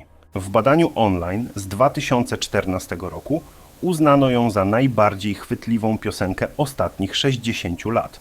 Ludziom zajmowało średnio zaledwie 2,5 sekundy, aby rozpoznać utwór. Piosenka miała sprawić, że Spice Girls szybko staną się bogate, zwłaszcza że były współautorkami i miały 50% tantiem wydawniczych, które dzieliły równo między siebie. Miały piosenkę, nazwę, pseudonimy, a teraz miały mieć slogan dla pokolenia Girl Power. W tygodniu, w którym ukazało się Wannabe, inna płyta wślizgnęła się do niższych rejonów list przebojów na 25. miejscu. Utwór Girl Power był autorstwa żeńskiego duetu Shampoo. Piosenka miała postpunkowy charakter, stwierdzając: nie chcę być chłopcem, chcę być dziewczyną. Geri Halliwell była kulturową sroką. Sprawdzała wszystko. Zobaczyła nazwę singla i pomyślała: o mój Boże, to jest takie dobre. Geri przekształciła to w slogan i sprawę dla milionów małych dziewczynek i tych starszych, które wypiły o jedno piwo za dużo na udanym wieczorze panieńskim. To hasło w ogromnym stopniu przyczyniło się do zbudowania marki Spice Girls. Nawet powstały złote zasady Girl Power. Zgodnie z definicją Spice Girls w filmie MTV brzmiały: bądź pozytywna, bądź silna, nie pozwól, aby ktokolwiek cię poniżał, kontroluj własne życie i swoje przeznaczenie, wspieraj swoje koleżanki i pozwól im również ciebie wspierać, mów co masz na myśli, podchodź do życia z charakterem, nie pozwól nikomu mówić ci, że nigdy nie możesz czegoś zrobić, bo jesteś dziewczyną, baw się dobrze. Slogany i chwytliwe hasła wyraźnie sprawdzają się w promocji i marketingu. Zaledwie 5 lat później, w 2001 roku, Oxford English Dictionary zdefiniował hasło jako siła sprawowana przez dziewczyny. W szczególności samodzielna postawa wśród dziewcząt i młodych kobiet, przejawiająca się w ambicji, asertywności i indywidualizmie. Wannabe było numerem 1 przez 6 tygodni, a w tym czasie Spice Girls 3-krotnie odbyły podróż do studia BBC w Elstree, aby pojawić się w Top of the Pops.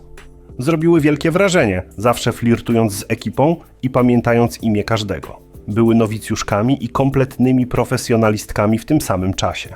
Ekspozycja w Top of the Pops gwarantowała zainteresowanie ze strony paparazzi. Po raz pierwszy któraś z nich doświadczyła bycia sfotografowaną na mieście. Zanim Spice Girls zdążyły złapać oddech, ukazał się kolejny singiel.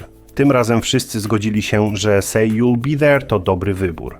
Zaledwie 6 tygodni minęło od momentu, gdy ich debiut znalazł się na szczycie list przebojów, a teraz kolejny singiel był numerem 1.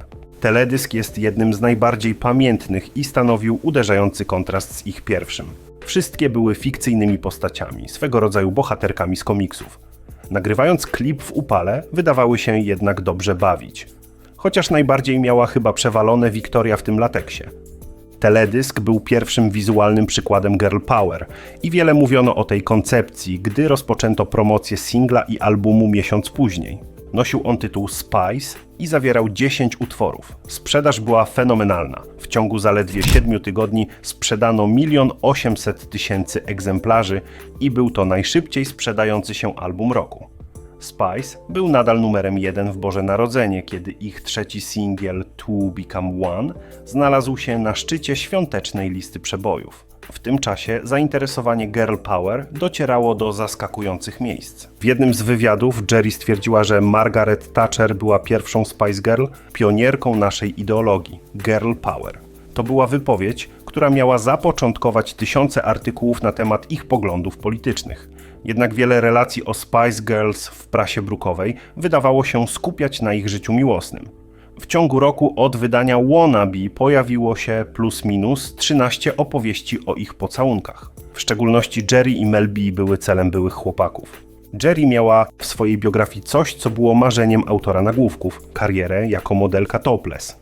Zdjęcia z tego czasu momentalnie zaczęły krążyć po gazetach. Osobiste udręki i wątpliwości dziewczyn zostały tymczasowo zmiecione, gdy stało się jasne, ile pieniędzy zarabiają. Na przyjęciu bożonarodzeniowym w 1996 roku Simon Fuller zaprosił dziewczyny do biura i wręczył im po kopercie. W środku był czek na 200 000 funtów. Mel B nie miała nawet karty kredytowej. Wkrótce miały dostawać czeki z dodatkowym zerem, ale na razie było to więcej pieniędzy niż kiedykolwiek widziały, a wciąż nie koncertowały. Nawet tata Wiktorii, Tony, nie otrzymywał czeków na taką kwotę. Ich pierwszą myślą wydawało się być kupno porządnych samochodów. Wiktoria miała na oku Alfę Romeo. Jerry odesłała na emeryturę wiernego Fiata Uno i kupiła jeszcze starszy samochód. Klasycznego czerwonego MG Roadstera z 1965 roku. Mel B dała swojej mamie Volkswagena Golfa Cabrio, a tacie Audi. Wiktoria dała swojemu bratu i siostrze po kabriolecie, a Melanie upewniła się, że jej młodszy brat Paul O'Neill ma najnowszy rower. W 1997 roku dziewczyny mogły kupić już swoim rodzinom nowe domy. W nowym roku namówiły swoje matki do wzięcia udziału w teledysku do ich następnego singla – Mama. Wszystkie 5 kobiet udało się na plan filmowy. To był pierwszy raz, kiedy mamy Spice spotkały się ze sobą, ale wydawało się, że dobrze się dogadują. Matka Emmy i Mel B są dobrymi przyjaciółkami. Dziewczyny musiały zmierzyć się z częstym dylematem zespołów próbujących podbić Amerykę. Promowaniem jednego singla tam, a drugiego w Anglii. Wannabe było na szczycie listy przebojów Billboard w Stanach, podczas gdy one promowały Mama i Who Do You Think You Are w Wielkiej Brytanii. Ten ostatni został wydany w Nowy Rok i osiągnął pierwsze miejsce 6 tygodni później w walentynki. Po raz kolejny Girl Power było kluczową strategią promocyjną, a niekończąca się charówka była wyczerpująca. Pewnego ranka przeszły przez 13 wywiadów radiowych w ciągu 3 godzin. Album Spice został wydany w Stanach w lutym. Krytycy mieli mieszane uczucia co do Spice Girls. Rolling Stone dał mu zaledwie 2,5 gwiazdki na 5. Magazyn nie był pod wrażeniem tego, że głoszą Girl Power, dodając: dziewczyny nie dają się pogrążyć w niczym głębszym niż wygłupy do zdjęć promocyjnych i dawanie wskazówek, jak zdobyć facetów w łóżku. Mimo to album osiągnął numer 1 i ostatecznie sprzedał się w ponad 7 milionach. W tym samym miesiącu, lutym, podczas Brit Music Award, miały miejsce 2 ikoniczne momenty, w zasadzie 3. Dziewczyny zostały sfotografowane z Eltonem Johnem. Jeszcze rok temu nikt nie wiedział, kim są, a teraz gratulują im sukcesu takie tuzy. Jednak show skradła Jerry.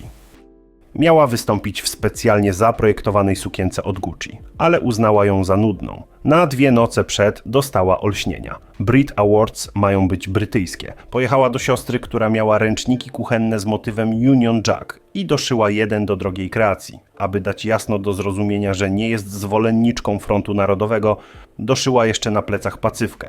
Ale to była sukienka na występ, później przebrała się w cekinową suknię balową z głębokim dekoltem. Gdy trzymała nagrodę za najlepszy teledysk, to coś tam jej wyskoczyło. Spice Girls odebrały 2 nagrody. Za najlepszy singiel Wannabe i najlepszy teledysk Say You'll Be There. Ale sukienka sprawiła, że wygrały najbardziej pożądaną, nieoficjalną nagrodę, która nie jest wręczana na scenie. Trafia ona do artysty, który zyskuje najwięcej uwagi w gazetach następnego dnia. Melanie również dołożyła swoją cegiełkę do rozgłosu podczas ceremonii. Liam Gallagher oświadczył, że nie przyjdzie, bo gdyby wpadł na Spice Girls, to by je uderzył. Odbierając nagrodę za najlepszy singiel, Melanie krzyknęła: Liam, chodź i spróbuj, jeśli myślisz, że jesteś wystarczająco twardy. Spice Girls przygotowywały się do pierwszego występu na żywo. Wybrały Stany Zjednoczone, gdzie w tamtym czasie zdobywały więcej nagłówków niż jakikolwiek brytyjski zespół od czasu Beatlemanii. Od razu zostały zakontraktowane do Saturday Night Live. Cała piątka doskonale zdawała sobie sprawę, że do tej pory spędziły 6 miesięcy, udając, że śpiewają swoje 2 najsłynniejsze hity.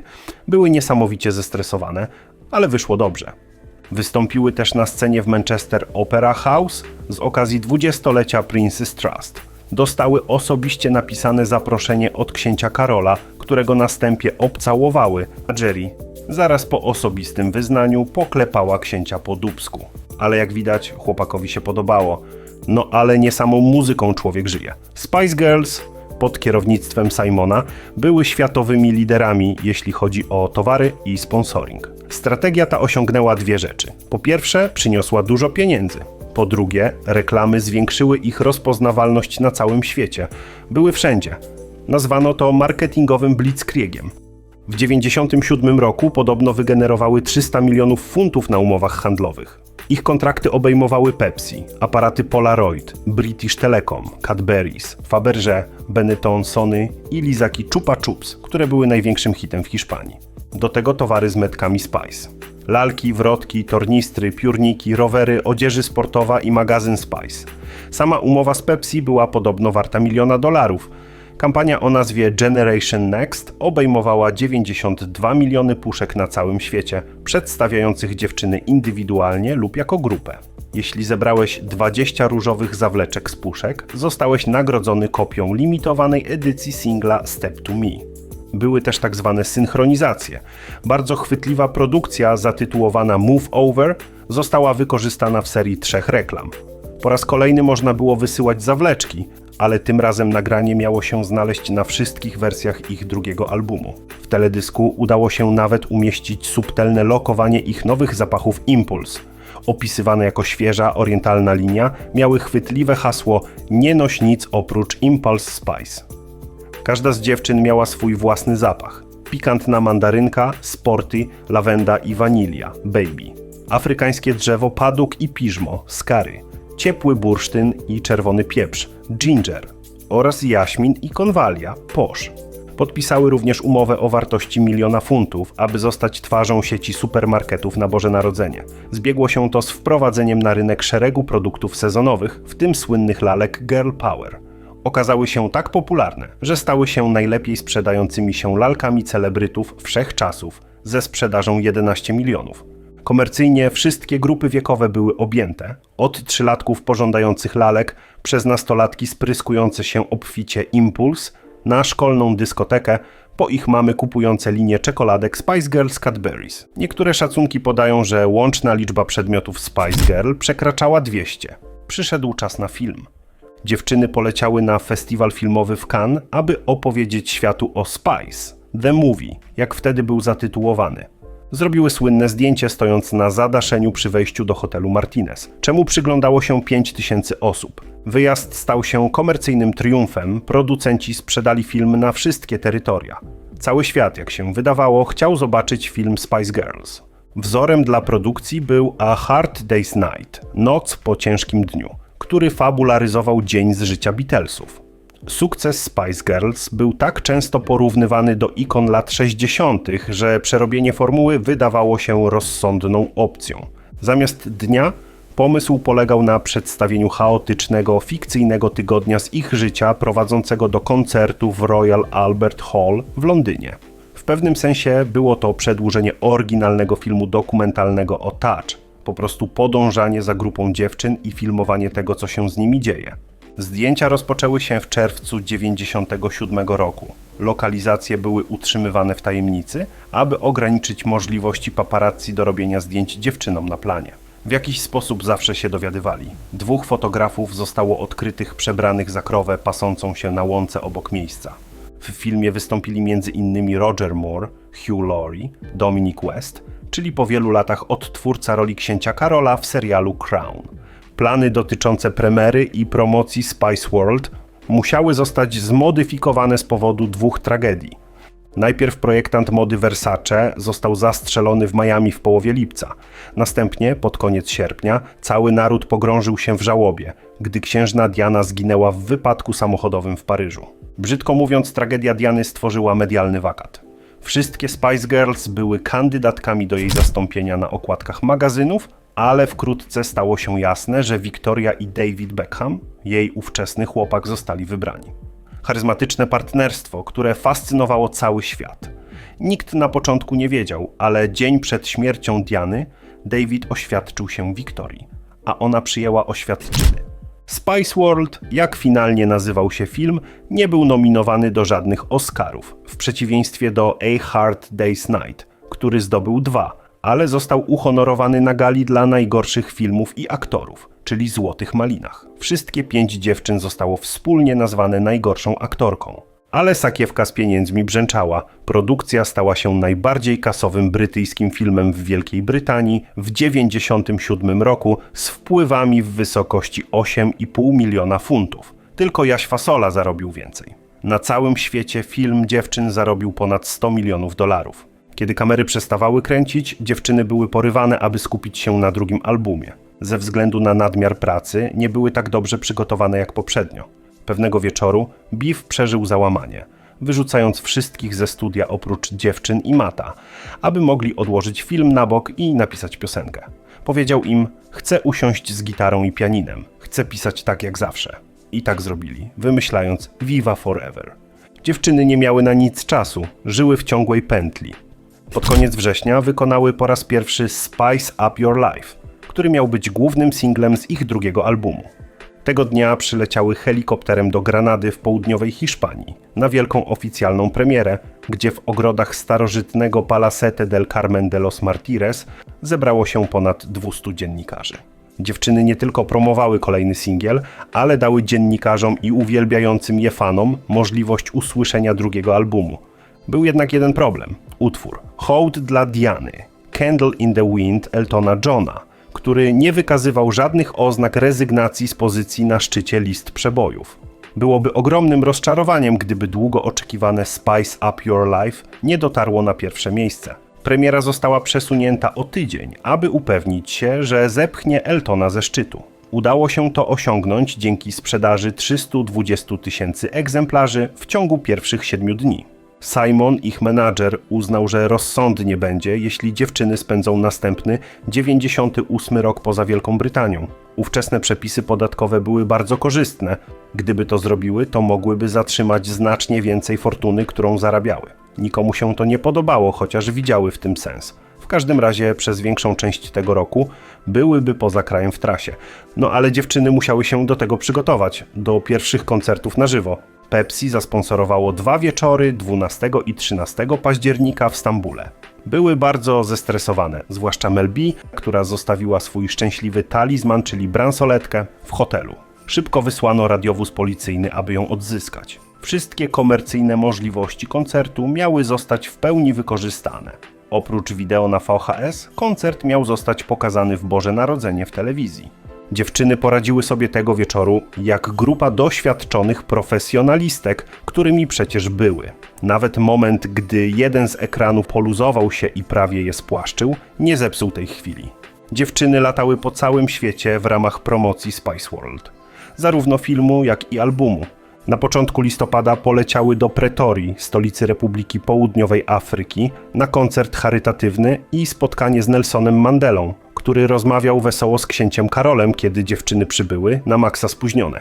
Było to nieformalne spotkanie i nikomu nie przeszkadzało czekanie na nie. Prezydent przyprowadził kilkoro swoich wnucząt, aby je powitać, a następnie pozował do zdjęć, które miały obiec cały świat. Był w centrum grupy pozującej do zdjęć na schodach na końcu czerwonego dywanu i nie mógł przestać się uśmiechać. Jerry słodko oparła głowę na jego ramieniu, gdy powiedział do małego tłumu: te dziewczyny są moimi bohaterkami. To jeden z najwspanialszych momentów w moim życiu. Nie dało się być jednak ciągle w trasie. Podczas gdy Simon był w Nowym Jorku na operacji kręgosłupa, dziewczyny pojechały na wycieczkę do Parku Narodowego Pilanesberg. Ich mamy przyleciały, aby dołączyć do nich na safari. Mama Jerry nie mogła przyjechać, więc zamiast niej przyjechała jej siostra, Natalie. Wycieczka dała dziewczynom wreszcie trochę prywatnego czasu i szansę na podsumowanie swojej sytuacji. Jerry była krucha i wyczerpana. Dodatkowo ponownie mierzyła się z bulimią. Victoria była na granicy możliwości, tęskniła za Davidem, walczyła z własnymi zaburzeniami odżywiania i praktycznie głodziła się, aby utrzymać swoją sylwetkę. Simon robił wszystko, co w jego mocy, aby upewnić się, że coś zjadła, co było ojcowską troską, która ją irytowała. Emma walczyła dzielnie, godząc się z niechcianą ingerencją mediów w jej życie i życie jej rodziny. Nawet Mel B, wiecznie optymistyczna, miała trudności z utrzymaniem dobrego nastroju, skarżąc się na całkowite zmęczenie i stając się coraz bardziej zirytowana. Simon jednak odrzucił ich prośbę o 1 dzień wolny w tygodniu. Melanie, dziewczyna, której nikt nie zauważał, być może zmagała się najbardziej. Skutkiem była depresja i zaburzenia odżywiania. Po powrocie do Anglii zwolniły Simona. Był to śmiały ruch. Zwolnić człowieka, który poprowadził je do supergwiazdorstwa i ogromnego bogactwa w tak krótkim czasie? Wydawało się, że miał być już na zawsze, ale był u steru tylko przez 2,5 roku. Tym razem przygotowały się do tego lepiej. Simon był kompletnie zaskoczony, przyznając, że przyszło to nieco znikąd, ale pomyślał, okej, tracą najlepszego menedżera na świecie. Prawdopodobnie nie było to puste przechwalanie się. Dziewczyny nie zdawały sobie sprawy, że myślał za nie z wyprzedzeniem i miał w planach drugi film i trzeci album, co pięknie przygotowałyby każdą z nich do kariery solowej. Został poinformowany o ich decyzji w dniu MTV Europe Awards w Rotterdamie, na którym Spice Girls wykonały Spice Up Your Life i wygrały nagrodę dla najlepszej grupy. Media cieszyły się sytuacją z Simonem. W końcu coś godnego uwagi o Spice Girls, co było zupełnie inne od taśmociągu nużących donosów od byłych chłopaków. Niektóre źródła sugerowały, że zwolnienie Simona było częściowo spowodowane jego bliskością z Emmą, ale nigdy tego nie potwierdzono. Inną teorią było to, że dziewczyny chwyciły za kalkulatory i obliczyły, że mężczyzna może zarabiać więcej niż one. Jeśli Simon miał 20% prowizji, oznaczało to, że dziewczyny dzieliły się 80%, łącznie po 16% każda. A wkrótce miały wyruszyć w 97-dniową światową trasę. Tymczasem dziewczyny nie miały czasu, aby odpocząć. Konsekwencją zwolnienia Simona była utrata większości z 19-osobowego zespołu. W międzyczasie musiały zająć się wydaniem albumu Spice World. Od razu trafił na pierwsze miejsce, co uspokoiło ich nerwy. W pierwszym tygodniu sprzedał się w samej Wielkiej Brytanii w liczbie 192 000 egzemplarzy. Najwyraźniej nie były cudem jednego albumu. Ogólnie rzecz biorąc, Spice sprzedał się w 22 milionach egzemplarzy, a drugi materiał w ponad 14 milionach. Ponownie spotkały się z rodziną królewską na charytatywnej premierze Spice World na rzecz Prince's Trust. Kiedy film oficjalnie wszedł do kin w drugi dzień świąt Bożego Narodzenia, już świętowały. Too Much stał się ich drugim z rzędu świątecznym numerem 1, co ostatni raz udało się Beatlesom w latach 60. Pod koniec wspaniałego roku mogły mieć trochę wolnego czasu, zanim rozpoczęły próby do swojej pierwszej światowej trasy, która miała się rozpocząć w Point Theatre w Dublinie pod koniec lutego. Ogólny nastrój optymizmu został jeszcze bardziej podbity, gdy Victoria i David oficjalnie ogłosili swoje zaręczyny. To był doniosły rok dla całej piątki. Co prawda był wyczerpujący, ale nakręciły hitowy film. Miały numer 1 w Stanach i Wielkiej Brytanii, zdobyły wiele nagród, spotkały Nelsona Mandelę i najwyraźniej uspokoiły burzę wokół zwolnienia Simona Fullera. 98 rok zapowiadał się równie dobrze. Co mogło pójść nie tak? Spice Girls przybyły do Irlandii, aby nakręcić teledysk do swojego następnego singla. Nakręcenie teledysku w Irlandii miało sens, ponieważ dziewczyny już tam były i ćwiczyły przed rozpoczęciem trasy. 2 wieczory zostały wyprzedane w ciągu 2 godzin. Jedną z dużych różnic między ich koncertami w Stambule a pełną trasą było dodanie przydzielonego tancerza Spice Boya dla każdej z dziewczyn. Piękny sen trwał, ale Geri postanowiła się z niego wybudzić. Po zaledwie 6 koncertach powiedziała dziewczynom, gdy czekały na wejście na scenę w Mediolanie, że planuje odejść po finałowych koncertach na stadionie Wembley we wrześniu. Kiedy Victoria zapytała ją dlaczego, odpowiedziała: mam dość. Finalnie nie chciała czekać aż tak długo. Koncert w Hartwall Arena w Helsinkach miał być jej ostatnim, zaledwie 4 lata po przesłuchaniu w Nomis.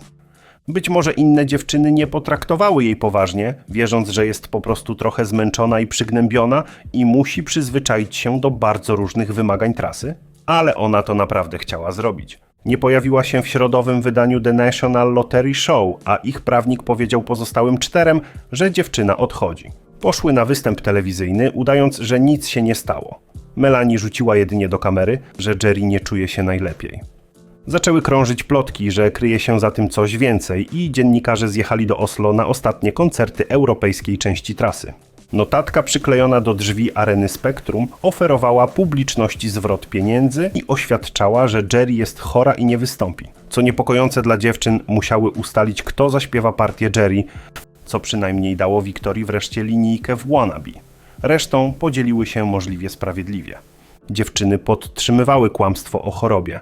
Tym razem to Wiktoria ogłosiła 8-tysięcznemu tłumowi. Chciałyśmy tylko powiedzieć, że Geri jest chora i naprawdę nie mogła być dziś z nami.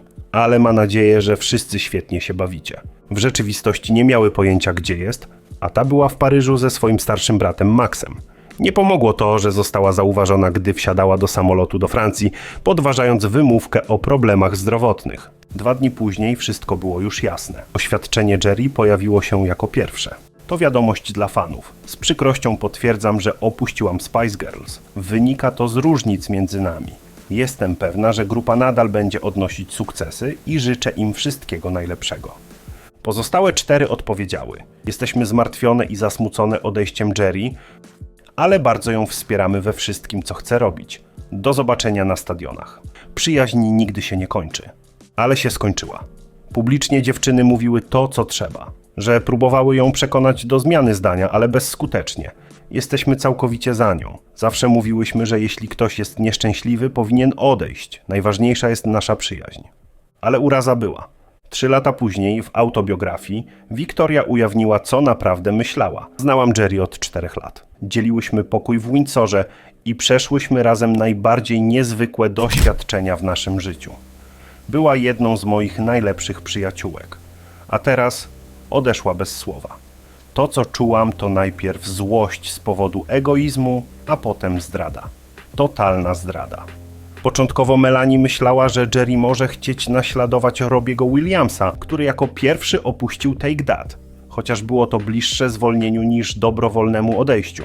Przyznała, że Geri miała pewne problemy i zasugerowała, że niestabilna relacja między nią i Mel B mogła być ważnym czynnikiem. Mel B wielokrotnie wracała do tego tematu na przestrzeni lat i przyznała, że tęskniła za nią. Czuła się bardzo samotna po jej odejściu.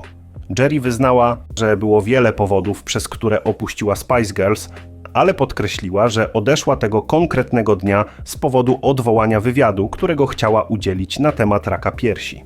The Sun opublikował na pierwszej stronie artykuł o jej operacji usunięcia guzka, gdy była nastolatką i chciała o tym opowiedzieć w telewizji.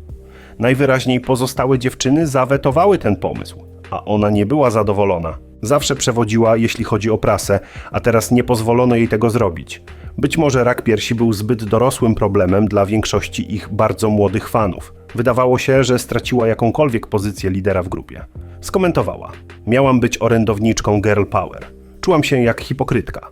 Wcześniej nagrały występ Viva Forever dla Top of the Pops i został on wyemitowany 5 czerwca 1998 roku. Wtedy po raz ostatni cała piątka pojawiła się razem w telewizji.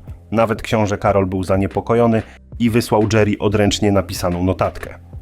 Grupa nie będzie taka sama bez ciebie. Co ja pocznę bez twojego cudownie przyjaznego powitania? Podczas gdy dziewczyny mogły zrobić sobie krótką przerwę po Oslo, miały w rzeczywistości tylko 2 tygodnie na przygotowanie się do życia po Geri przed pierwszym z 40 amerykańskich koncertów. Trasa okazała się sporym sukcesem i przerosła oczekiwania wszystkich. Po raz pierwszy każda z nich spędziła dłuższy czas w Ameryce i bardzo im się podobało, pomimo napiętego harmonogramu. Uwielbiały fakt, że sławni ludzie chcieli je zobaczyć. Stevie Wonder, Prince, Cameron Diaz, Demi Moore czy Madonna to tylko niektóre z gwiazd, które spotkały. Bilety na ten koncert w Madison Square Garden wyprzedały się w 12 minut. Sale koncertowe były wypełnione dziećmi w wieku około 10 lat oraz ich matkami. Podczas ich nieobecności Viva Forever stał się ich 7. singlem numer 1. Sama Geri była bardzo widoczna podczas koncertów na wcześniej nakręconym filmie i w przygotowanych programach. Za każdym razem, gdy jej wizerunek pojawiał się na ekranie, był witany ogromnym aplauzem, co musiało być irytujące dla pozostałych 4 dziewczyn harujących w Stanach. Wkrótce nadeszły wieści. Radosne, ale jednak powodujące spore komplikacje. Wiktoria była w ciąży. Kiedy zadzwoniła do Davida, aby obwieścić mu nowinę, ten był we Francji i przygotowywał się do meczu 1/8 Mistrzostw Świata z Argentyną. To podczas niego został niesławnie wyrzucony z boiska, Anglia odpadła, a mężczyzna na długo stał się wrogiem numer 1 w swoim kraju. Dziwnym zbiegiem okoliczności Mel B wykonała pozytywny test ciążowy tego samego dnia co Wiktoria. 2 Spice Girls spodziewały się dziecka w dokładnie tym samym czasie. Partnerem Mel był Jimmy Gulsar, holenderski tancerz, którego poznała podczas Spice World Tour. Przyszłość zespołu była jeszcze bardziej niepewna. Kiedy dotarły do Nashville, dołączyli do nich Matt i Beef, którzy przylecieli, aby popracować z nimi nad kilkoma piosenkami na 3. album. Po raz pierwszy Geri nie brała udziału w tym procesie. Najbardziej znana z nich, Goodbye, została już naszkicowana, gdy singiel jednak został zinterpretowany jako wiadomość do ich byłej koleżanki z zespołu lub, co jeszcze bardziej denerwujące dla fanów, znak, że to naprawdę koniec Spice Girls. Utwórka jasno dała do zrozumienia, że chociaż częściowo jest to skierowane do Jerry, to nie koniec składu. Utwór kończy się słowami: żegnaj przyjacielu, to nie koniec. Biff wyjaśnił, że nie chodziło dosłownie o Jerry. Chodziło o pójście dalej i pożegnanie się ze starymi Spice Girls. Po zakończeniu amerykańskiej części światowej trasy w Dallas w sierpniu 1998 roku pozostały jeszcze 4 koncerty stadionowe do zagrania w Wielkiej Brytanii. Ostatni koncert przed 72-tysięczną publicznością na Wembley był triumfem, transmitowanym na żywo w telewizji pay-per-view. Nadchodził decydujący czas. Następnym razem, gdy grupa wystąpiła w pełnym składzie, minęło prawie 10 lat. Był to koncert w Vancouver 2 grudnia 2007 roku. W tym czasie dziewczyny miały 8 solowych singli numer 1 w Wielkiej Brytanii i kolejne 21 hitów w pierwszej dziesiątce. Problem, z którym każda z nich musiała się zmierzyć, polegał na tym, czy uda im się utrzymać początkowe zainteresowanie publiczności nimi jako indywidualnymi wykonawcami. Szczególnie, że były dla siebie konkurencją. Spośród wszystkich dziewczyn Melanie Brown zawsze wydawała się być o krok do przodu i nie zawsze w dobrym sensie. Była pierwszą, która stanęła na ślubnym kobiercu, ale jej małżeństwo z Jimmym Gulzarem wydawało się być skazanym na porażkę.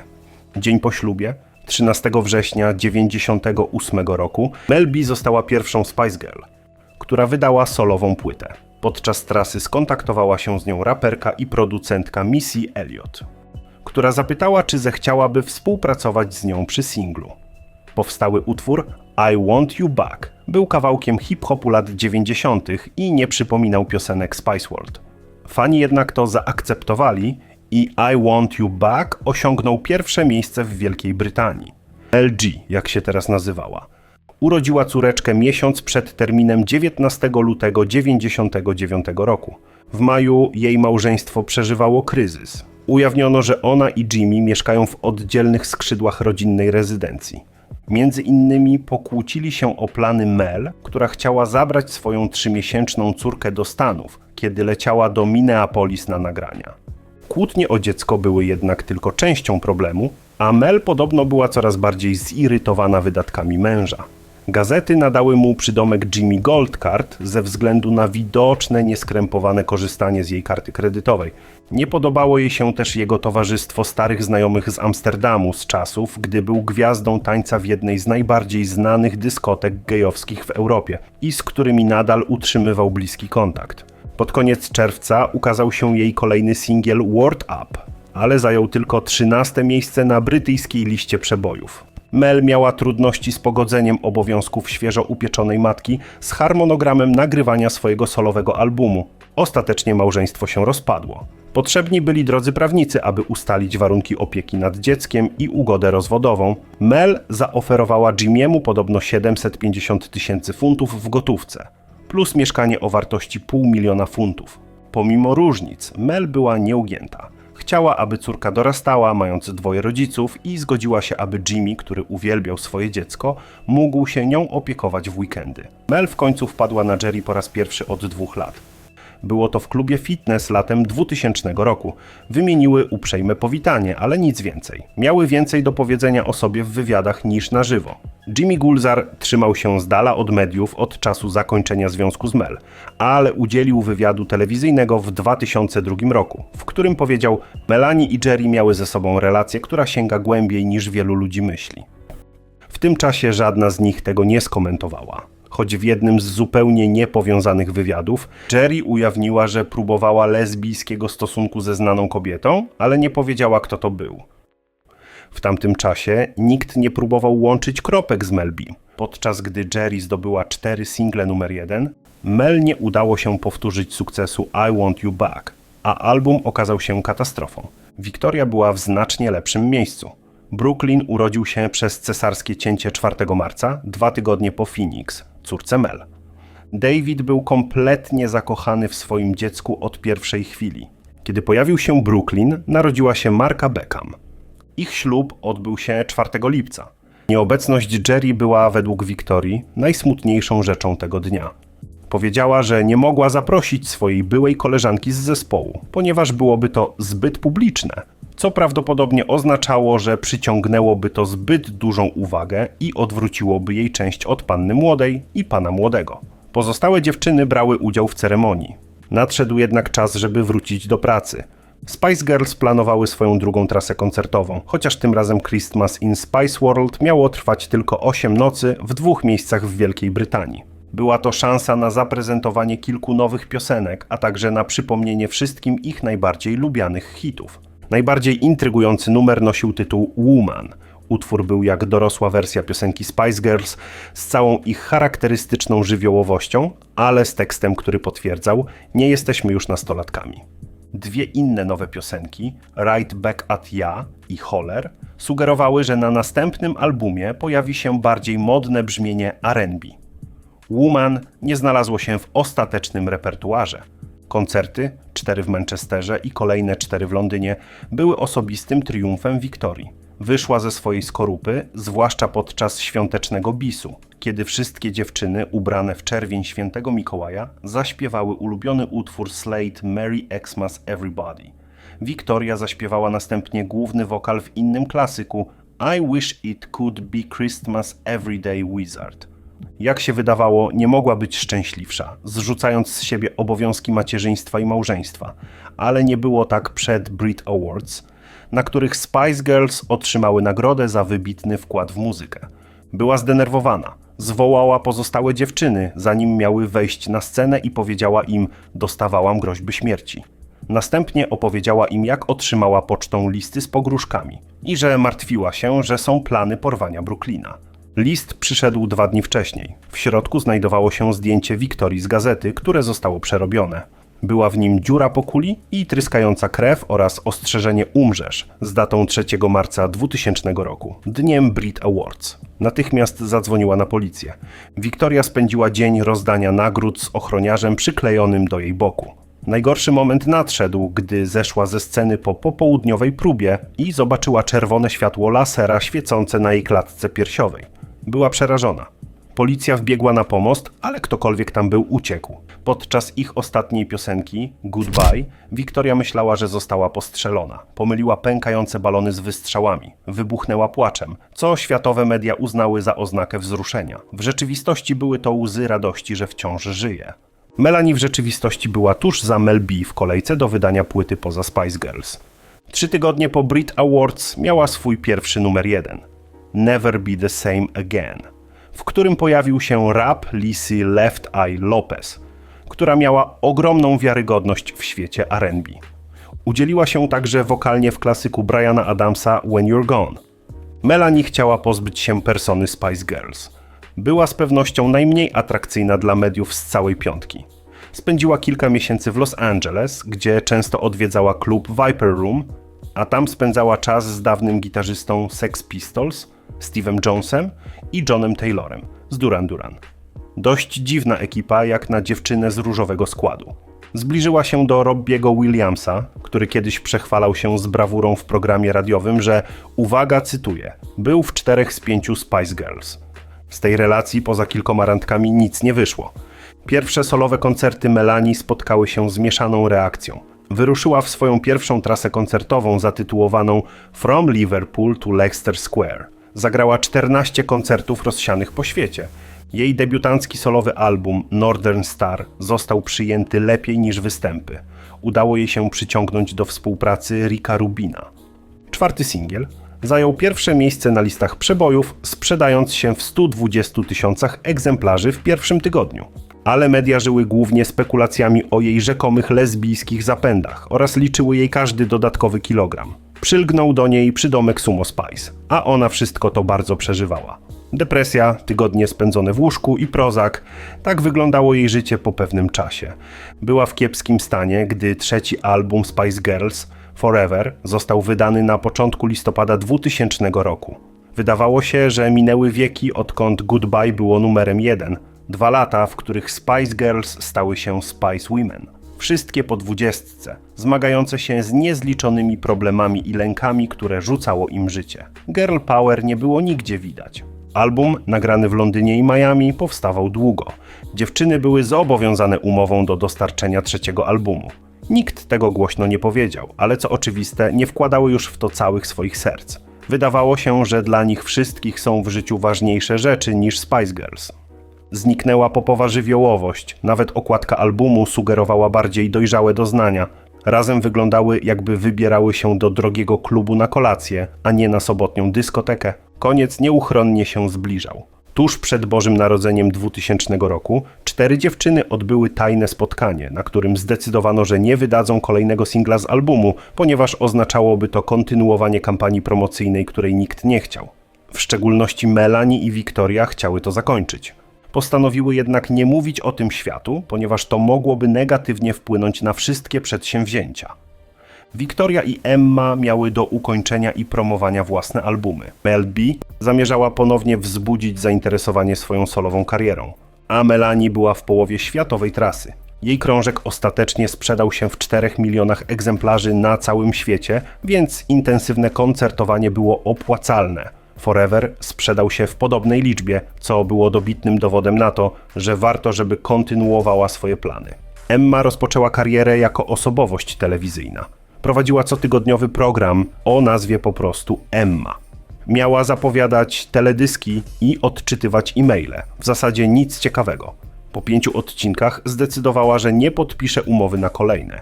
Nie dołączyła do wyścigu o nagrywanie. Utwór What Took You So Long dotarł na szczyt list przebojów w kwietniu 2001 roku. Kilka miesięcy po tym, jak Spice Girls po cichu zakończyły działalność. Emma była często pytana o przyszłość Spice Girls, kiedy próbowała promować swój album A Girl Like Me. A ten materiał dostał bardzo dużo pozytywnych recenzji. Oczywiście w międzyczasie dziewczyny działały solowo, a sytuacja ta trwała aż do pierwszego reunionu w 2007 roku. Ale o odgrzewanych kotletach i dalszych solowych karierach nie będę już opowiadać.